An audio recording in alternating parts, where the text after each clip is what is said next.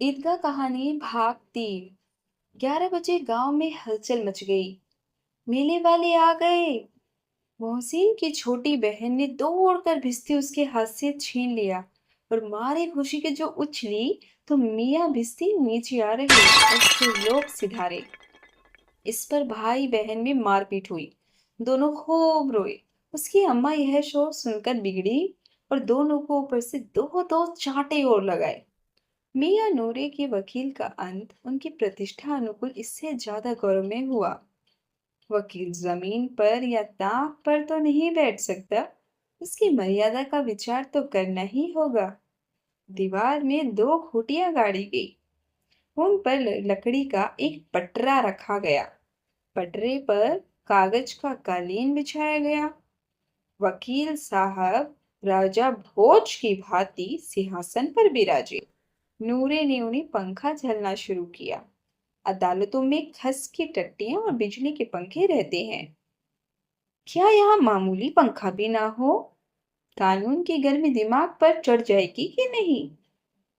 बांस का पंखा आया और नूरे हवा करने लगे। मालूम नहीं पंखे की हवा से या पंखे की चोट से वकील साहब स्वर्ग लोक से मृत्यु लोक में आ रहे और उनका माटी का चोला माटी में मिल गया। फिर बड़े जोर शोर से मातम हुआ और वकील साहब की अस्थि घूर पर डाल दी गई। अब रहा महमूद का सिपाही। उसे चटपट गांव का पहरा देने का चार्ज मिल गया। लेकिन पुलिस का सिपाही कोई साधारण व्यक्ति तो नहीं जो अपने पैरों चले। वह पालकी पर चलेगा। एक टोकरी आई। उसमें कुछ लाल रंग के फटे पुराने चिथड़े बिछाए गए जिसमें सिपाही साहब आराम से लेटे। नूरे ने यह टोकरी उठाई और अपने द्वार का चक्कर लगाने लगे। उनके दोनों छोटे भाई सिपाही की तरफ से छोने वाले जागते रहो पुकारते चलते हैं। मगर रात तो अंधेरी होनी चाहिए। महमूद को ठोकर लग जाती है। टोकरी उसके हाथ से छूटकर गिर पड़ती है और मियाँ सिपाही अपनी बंदूक लिए जमीन पर आ जाते हैं और उनकी एक टांग में विकार आ जाता है। महमूद को आज ज्ञात हुआ कि वह अच्छा डॉक्टर है। उसको ऐसा मरहम मिल गया जिससे वह टूटी टांग को आनन फानन जोड़ सकता है। केवल गूलर का दूध चाहिए। गूलर का दूध आता है, टांग जोड़ दी जाती है। लेकिन सिपाही को जो ही खड़ा किया जाता है टांग जवाब दे देती है। शल्य क्रिया असफल हुई तब उसकी दूसरी टांग भी तोड़ दी जाती है। अब कम से कम एक जगह आराम से बैठ तो सकता है। एक टांग से तो ना चल सकता था ना बैठ सकता था। अब वह सिपाही सन्यासी हो गया है। अपनी जगह पर बैठा बैठा पहरा देता है। कभी कभी देवता भी बन जाता है। उसके सिर का झालरदार साफा खुरच दिया गया। अब उसका जितना रूपांतरण चाहो कर सकते हो। कभी कभी तो उससे बाट का काम भी लिया जाता है। अब मियाँ हामिद का हाल सुनिए। अमीना उसकी आवाज सुनते ही दौड़ी और उसे गोद में उठाकर प्यार करने लगी। सहसा उसके हाथ में चिमटा देखकर वह चौंकी। ये चिमटा कहाँ था? मैंने मोल लिया है। के पैसे में? 3 पैसे में। अमीना ने छाती पीट ली।